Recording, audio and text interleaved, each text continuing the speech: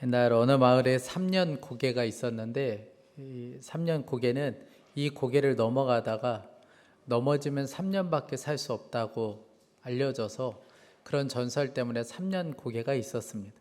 그래서 연세가 드신 분들은 이 고개를 넘을 때마다 넘어질까 조심조심 하면서 이 고개를 넘어가곤 했습니다. 어느 날 하루에 연세가 많으신 할아버지 한 분이 이 고개를 넘어가다가 그만 그렇게 조심조심 했는데도 불구하고 갑자기 토끼가 뛰어나오는 바람에 그만 결국 그 고개에서 넘어진 것 아니겠습니까? 결국 넘어져서 주저앉아서 얼마나 많이 울었는지 이제 3년밖에 살 수 없으니까 너무 마음이 원통한 거예요. 그렇게 울다가 집에 지친 마음으로 집에 들어갔습니다. 그리고 몸져 알아 누워버렸어요. 이제 3년밖에 살 수 없다는 절망감에 그냥 알아 누웠습니다. 그런데 이 소문이 동네에 퍼지자 옆집에 살고 있는 소년이 하루는 찾아온 거예요. 그리고 할아버지에게 이야기했습니다. 할아버지, 걱정 마세요. 그거 문제될 것도 아닙니다. 그러면서 방법을 하나 알려주는데, 할아버지 그 고개에 가서 또 넘어지세요. 한 번 넘어지면 3년, 2번 넘어지면 6년, 3번 넘어지면 9년. 할아버지 평생 사실 수 있어요. 할아버지가 그 말에 희망을 얻어서 그리고 그곳에 가서 그렇게 넘어지시면서 마음이 완전히 치료되었다라는 아름다운 이야기가 동화책에 담겨져 있습니다. 여러분들 그 고개는 묻지 마세요, 어딘지. 그런데 이 아이를 통하여, 소년 아이를 통하여 할아버지는 문제를 바라보는 시선이 완전히 바뀌게 된 것이죠. 여러분들 오늘 말씀을 통하여 우리가 당하는 고난과 우리가 당하는 문제를 바라보는 우리의 시선도 이와 같이 완전히 바뀔 수 있기를 간절히 축복합니다. 우리의 삶에 문제가 없을 수는 없습니다. 누구나 다 문제를 한두 가지씩은 다 가지고 살아가고 있습니다. 그런데 하나님께서는 우리가 문제에 사로잡혀서 늘 걱정과 두려움 속에 사는 것, 하나님은 그거 원하시지 않습니다. 오늘 그 문제와 그 고난, 정말 나에게는 왜 이렇게 문제가 많지? 난 정말 고난밖에 없는 것 같아. 그 시선이 완전히 바뀔 수 있기를 간절히 축복합니다. 예수님께서 하루는 제자들과 함께 길을 가시다가 태어나면서부터 앞을 볼 수 없는 한 사람을 보게 됩니다. 당시에 앞을 볼 수 없다. 게다가 태어나면서부터 앞을 볼 수 없다. 이건 저주와도 같은 일이었습니다. 왜냐하면 다 사람들은 그 당시에 이 몸의 질병은 죄와 연관지었기 때문에 그렇습니다. 그러니 제자들도 아마 그렇게 생각을 했던 것 같아요.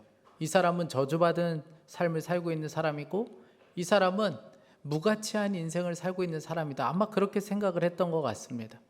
그래서 예수님께 그 제자들이 이렇게 질문해요. 오늘 2절 말씀입니다. 제자들이 물어 이르되 라삐요, 이 사람이 맹인으로 난 것이 누구의 죄로 인함이니까? 자기니까 그의 부모이니까? 여러분, 그런데 우리도 이렇게 생각할 때가 종종 있습니다. 우리가 사랑하는 자녀들이 간혹 병이라도 들고 또 어려움이라도 닥치면 마치 그것이 우리의 죄인 것처럼 여겨질 때가 있죠.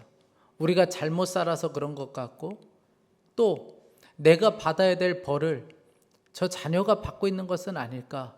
그래서 마음이 참 어려울 때가 있습니다. 또 어려움 당하는 가정을 볼 때에 우리가 너무나도 쉽게 그렇게 말할 때가 있어요. 저 부모의 죄 때문에 그런 것 같아. 아니면 저 가게에는 저주가 흐르고 있어. 너무나도 쉽게 이렇게 이야기할 때가 있어요. 그러나 이 모든 것들은 다 옳지 않은 말이고 옳지 않은 생각들입니다. 제자들이 그렇게 말했지만 예수님께서는 전혀 다르게 오늘 말씀해주고 있습니다. 3절 말씀이에요. 예수께서 대답하시되 이 사람이나 그의 부모의 죄로 인한 것이 아니라 그에게서 하나님이 하시는 일을 나타내고자 하심이라. 이 사람이 어떤 재수가 없어서 이렇게 태어난 것도 아니고 그리고 그 사람의 죄나 부모의 죄 때문에 이렇게 된 것이 아니라고 말씀하시면서 뭐라고 말씀하시냐면 이 사람을 통하여 하나님이 하시는 일을 나타내려고 한다는 거예요. 그것이 이 인생을 향한, 이 사람을 향한 하나님의 뜻이라고 예수님께서 너무나도 분명하게 말씀해 주고 있습니다. 여러분, 이 말씀을 들었을 때 태어나면서부터 앞을 볼 수 없었던 이 사람은 얼마나 깜짝 놀랐을까요?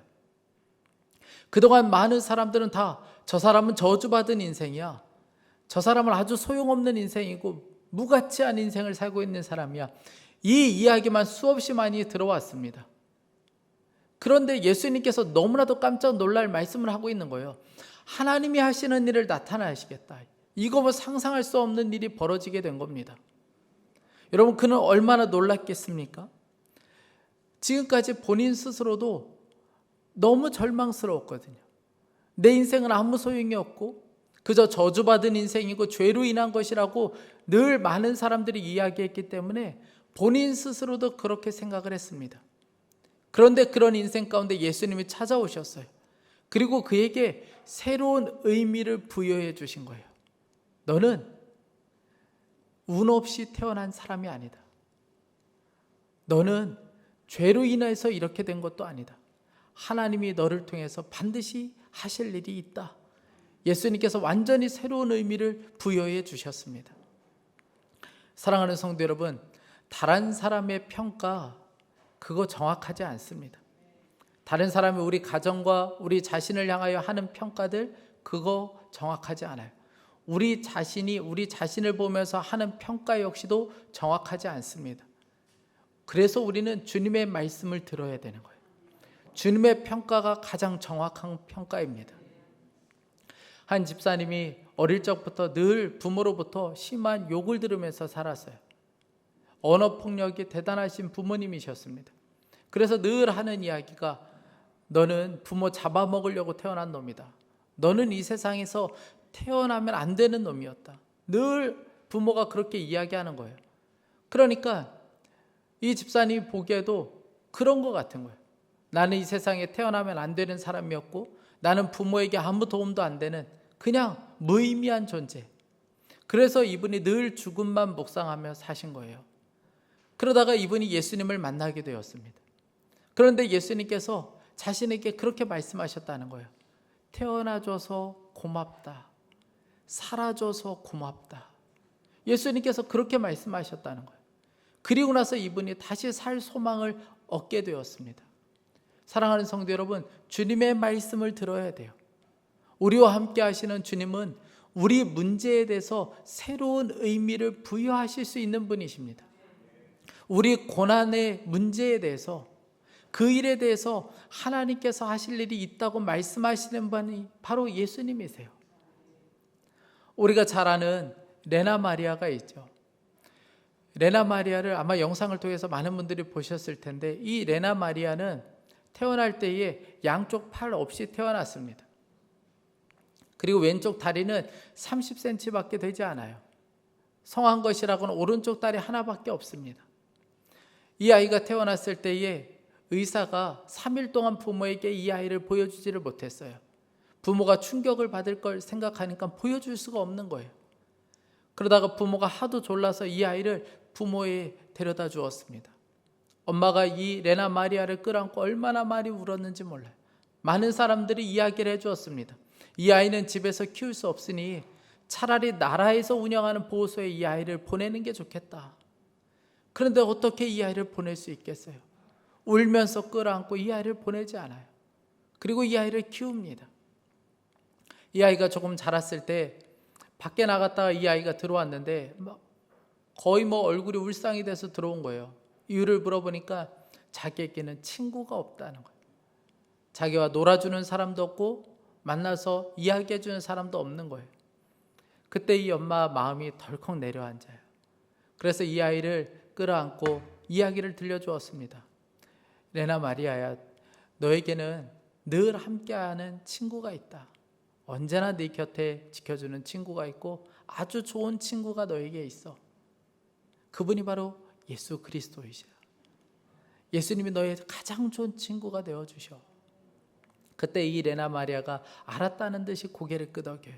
그러면서 그 어린아이가 그렇게 이야기합니다. 엄마, 그러면 저는 이제 외롭다고 말하지 않을게요. 예수님이 나의 좋은 친구가 되어주시니까 제가 외롭다고 말하지 않겠어요. 그렇게 이야기해요. 이 아이가 그때부터 얼마나 밝고 맑게 이 아이가 자라는지 몰라요. 그런데 이 아이가 수영을 얼마나 좋아하는지, 가장 좋아하는 게 수영이에요. 그래서 수영을 하는데 얼마나 이 아이가 열심히 하는지 곳곳에 다니면서 상을 휩쓸어요. 그리고 뿐만 아니라 올림픽까지 나가게 됩니다.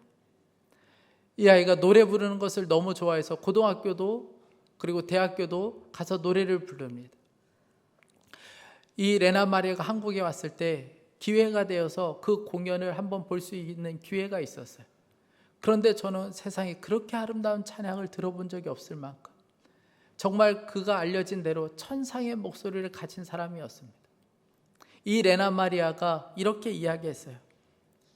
만약 누군가 나에게 주님이 살아계시다는 증거를 대보라고 하면 나는 나의 약한 육신과 날마다 주님을 찬양하는 나의 입술을 당당하게 보여주겠습니다.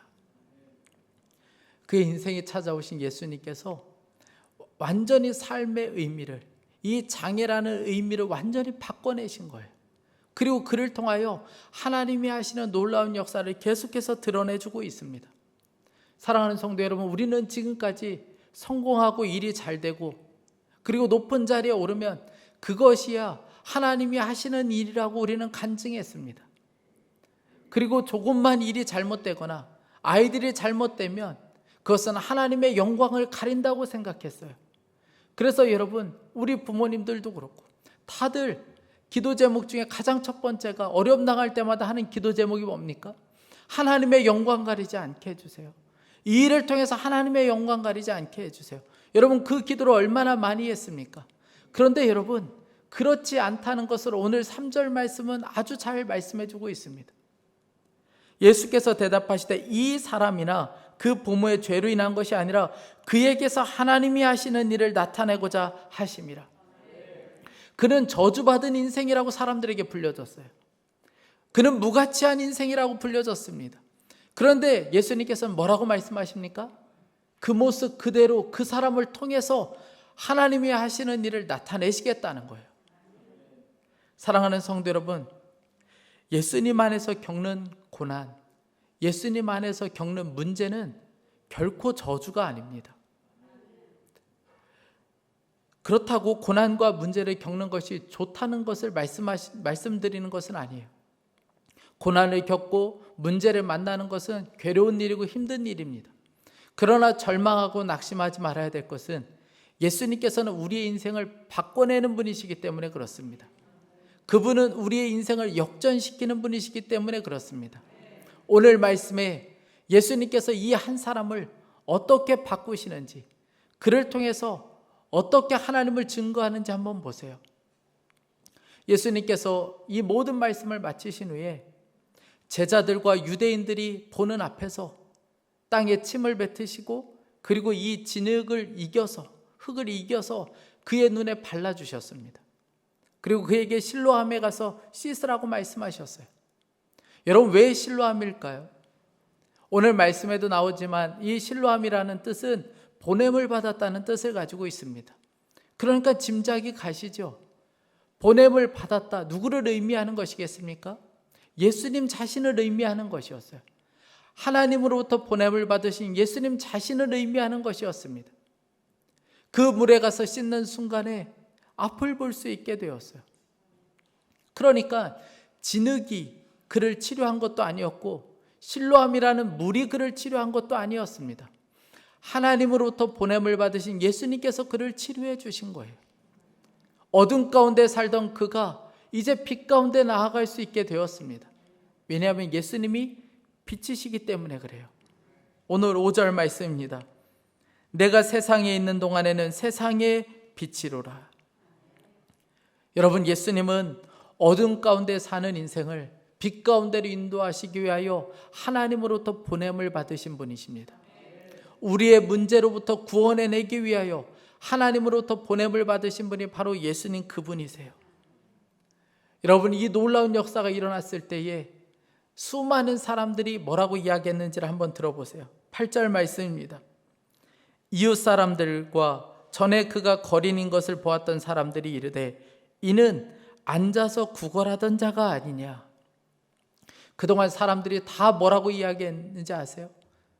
저 사람은 죄로 인하여 고통당하는 사람이야, 저주받은 사람이야, 다 그렇게 이야기했던 사람들이 오늘 뭐라고 이야기하냐면 이는 우리가 저주받은 사람이라고 말했던 그 사람이 아니냐. 평생 거지처럼 살았던 그 사람이 저 사람이 아니냐. 사람들이 다 지금 놀라면서 이야기하고 있는 거예요. 저는 오늘 말씀을 묵상하다가 주님이 우리에게도 이렇게 하실 것이라는 분명한 믿음이 있었습니다. 사랑하는 성도 여러분, 주님은 우리의 인생 가운데도 이렇게 하실 수 있습니다. 이 사람은 집이 다 파산됐던 그 사람 아니냐.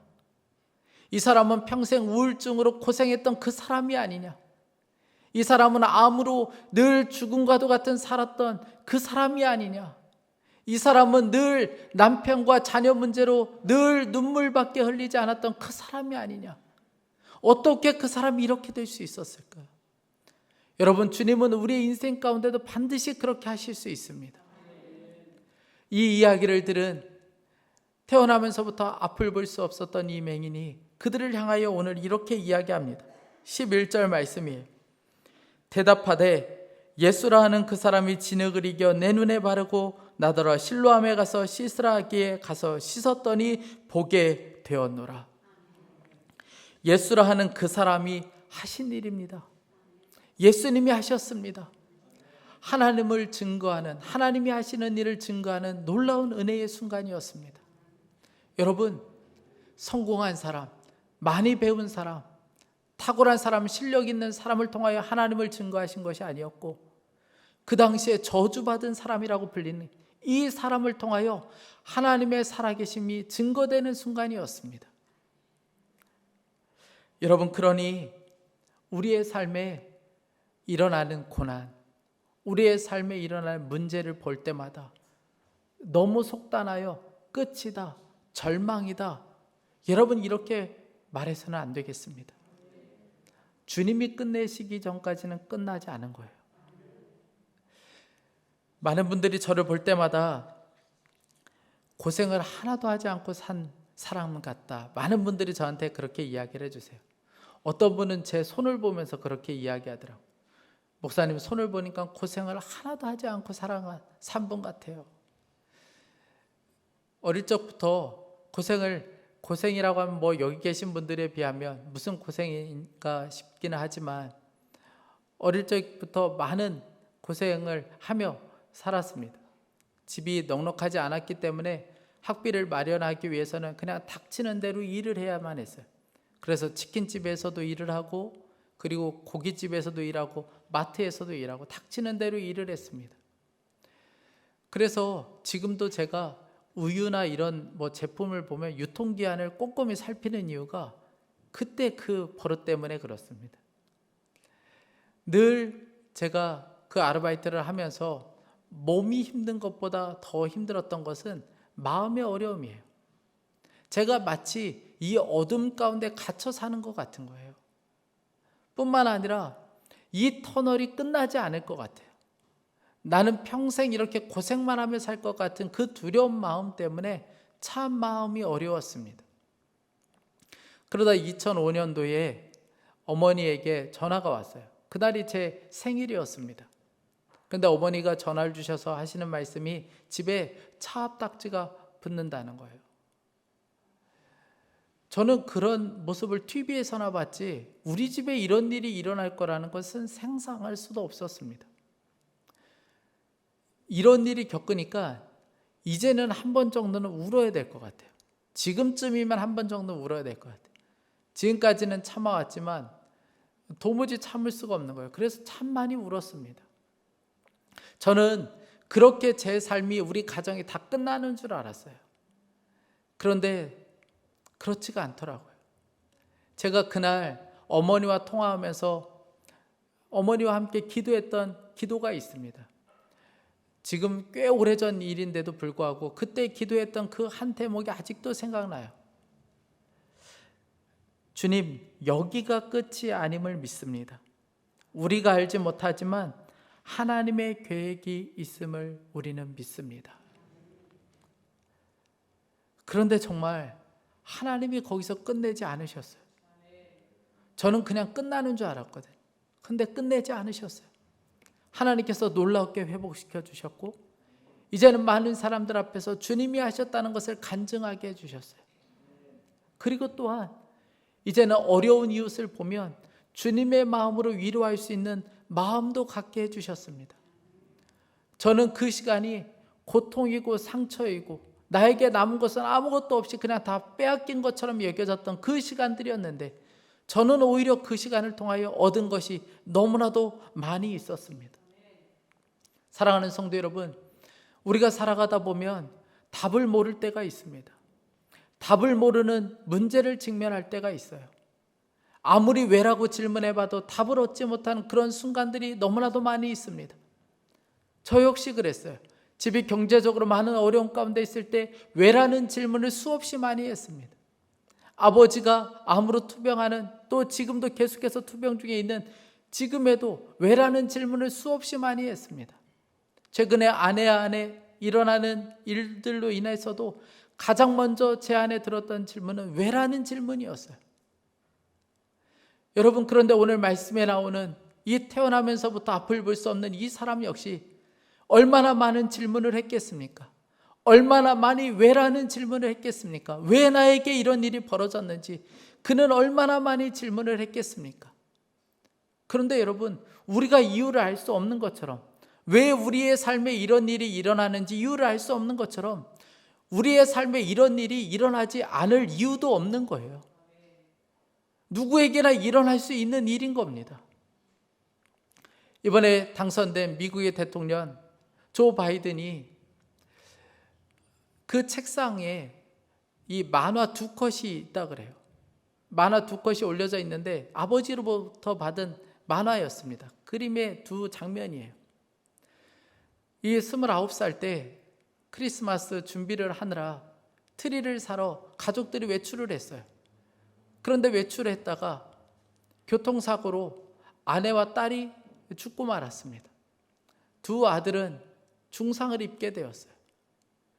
게다가 이 장남이 46세 먼저 암으로 떠나고 말았습니다. 이 바이든이 큰 절망에 빠졌어요.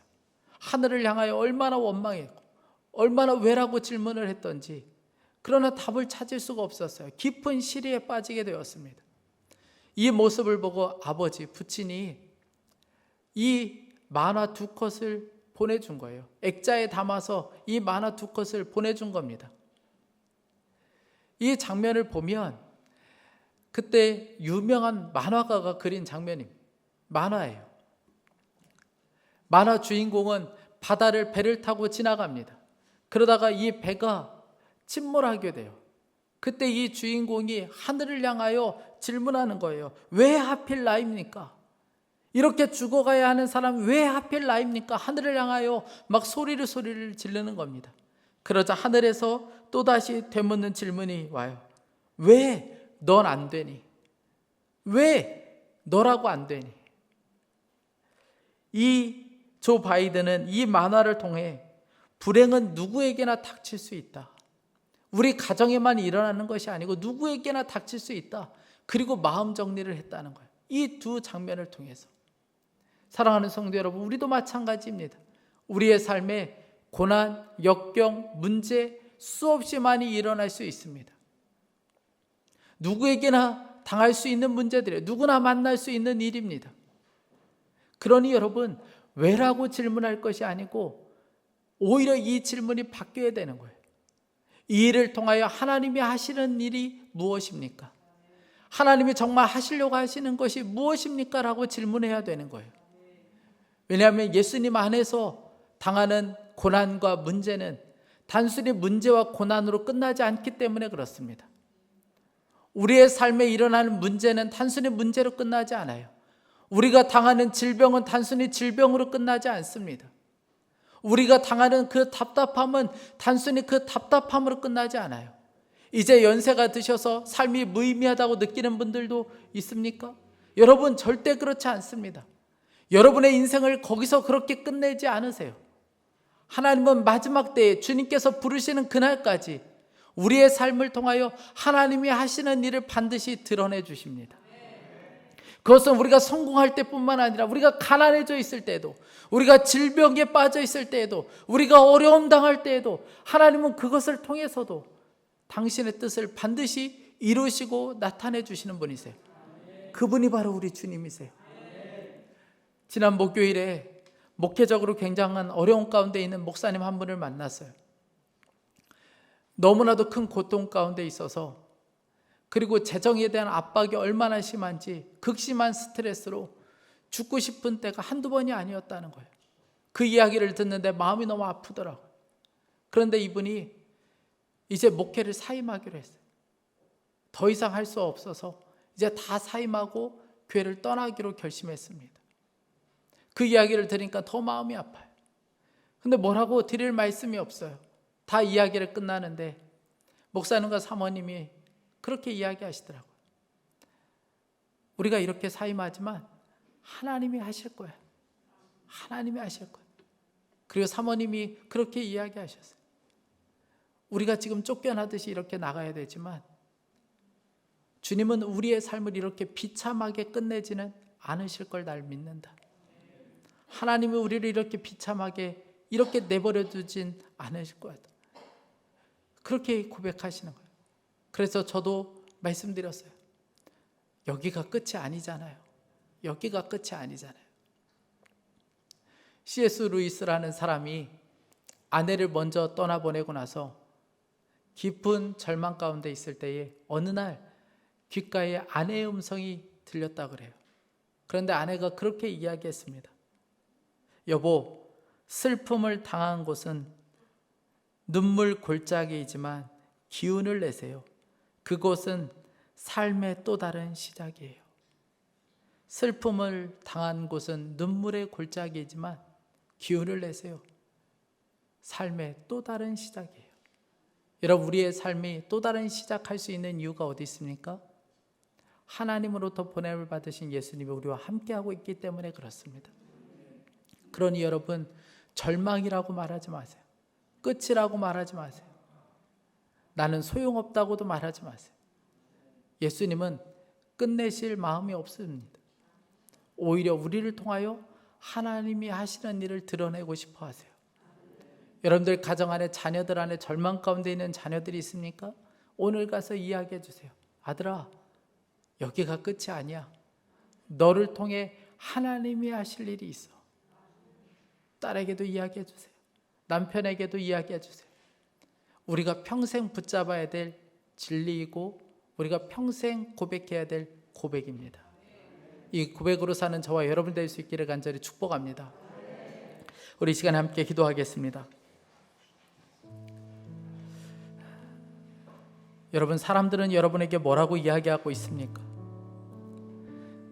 여러분 자신은 여러분을 보면서 뭐라고 이야기하고 있습니까? 끝이야. 난 왜 이렇게 고난만 있는지 모르겠어. 그러나 여러분, 주님의 말씀을 들으세요. 주님은 그렇게 말씀하시지 않습니다. 절대 끝이라고 말씀하지 않으세요. 절망이라고 말하지 않습니다. 너를 통해 내가 할 거야. 하나님의 일을 드러낼 거야. 주님은 그렇게 말씀하십니다. 오늘 우리 이 시간에 함께 기도할 때 주님, 주의 말씀을 우리에게 들려주십시오. 약속하신 대로 내 삶을 통해, 우리 가정을 통해, 우리 자녀들을 통해 하나님이 하시는 일을 나타내 주옵소서. 우리 주여 한번 부르짖고 기도하겠습니다. 주여, 하나님 아버지, 주님 그렇습니다. 하나님 아버지, 주님께서 우리의 삶을 통해서도 반드시 그렇게 하실 것을 믿습니다. 하나님 아버지, 우리는 끝이라 여기지만, 우리는 절망처럼 여겨지지만 우리의 삶을 통해서 하나님께서 일하실 것을 믿습니다. 하나님 아버지, 하나님의 영광을 드러내시고 하나님 아버지, 주님의 뜻을 이루어 주실 것을 믿습니다.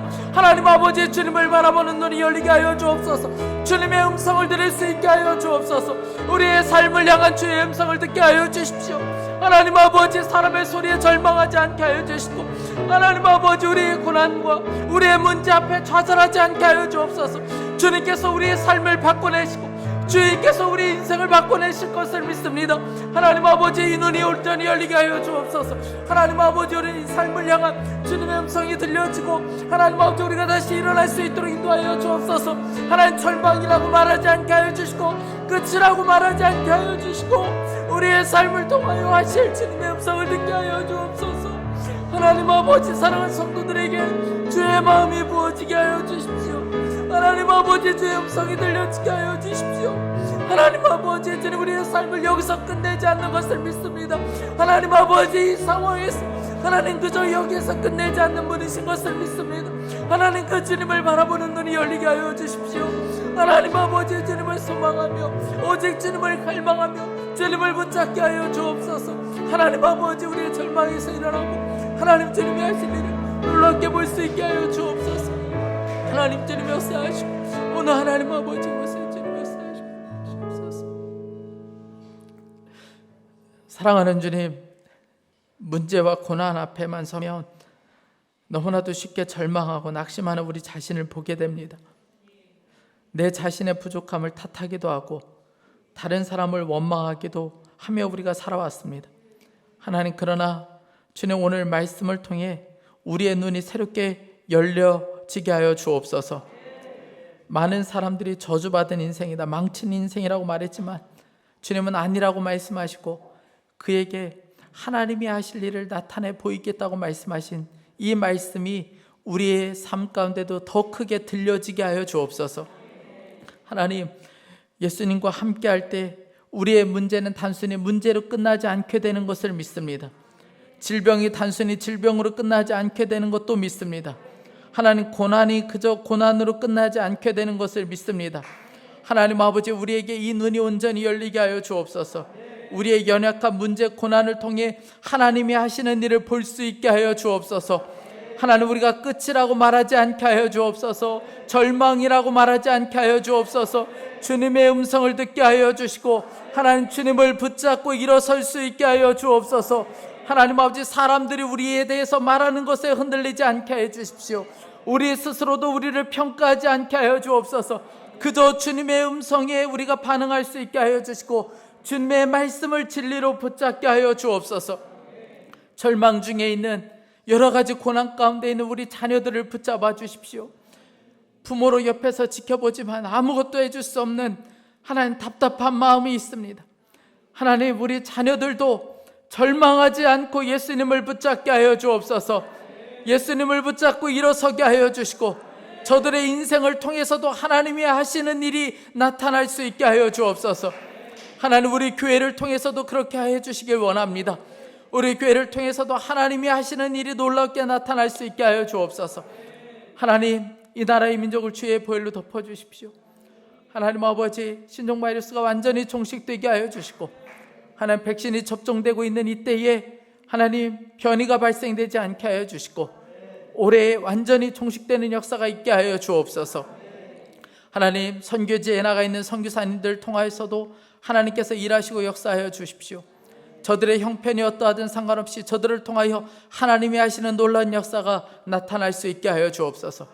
성도들 중에 재정에 묶인 가운데 있는 하나님, 질병 가운데 있는 성도들, 오늘 말씀으로 다시 일어나게 하여 주시고 힘을 더하여 주옵소서.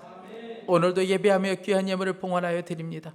여러 가지 감사의 제목을 담아 드린 이 예물을 주님께서 기쁘게 받아주시고 하나님의 영광을 위하여 사용되게 하여 주옵소서. 성도들의 삶에 늘 감사가 충만하게 하여 주옵소서. 주님을 찬양합니다. 주 예수 그리스도의 이름으로 기도했습니다. 아멘.